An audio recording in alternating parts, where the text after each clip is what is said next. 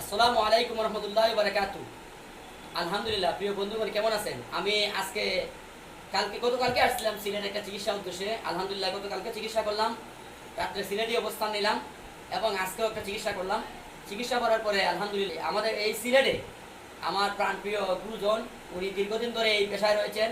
ওনার ফ্যামিলিগতভাবে এই চিকিৎসা, উনি হোমিও এবং আয়ুর্বেদিক চিকিৎসার সঙ্গে জড়িত, মোহাম্মদ জসিম ভাই। তো আমি ওনাকে সঙ্গে আজকে সাক্ষাৎ করার জন্য আসছিলাম সিলেটে।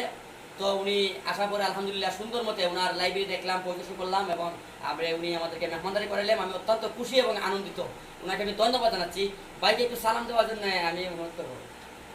জি ধন্যবাদ। আসলে কদর আলী ভাই সিলেটে আসছেন, অন্য এক জায়গায় আসেন। উনি ওনার আয়ুর্বেদীয় চিকিৎসা উনি দেন। তো আমার এই চেম্বারে ডাক্তার মুফতি সোহাইব ভাই আসেন মাসে 3 বার। এই সুবাদে এখন উনি সিলেটে আসছেন। উনি আমাদের সাথে যোগাযোগ করছেন, যোগাযোগ করার পরে বললাম আসেন, আপনাদের মতো লোক আসার দরকার। উনি আসলেন, আসাতে আমি খুবই খুশি এবং আমারও খুব ভালো লাগলো। উনি আয়ুর্বেদ নিয়ে কাজ করতেছেন। পাশ্চাত্যের ইতিহাসে প্রথম চিকিৎসা হচ্ছে আয়ুর্বেদ।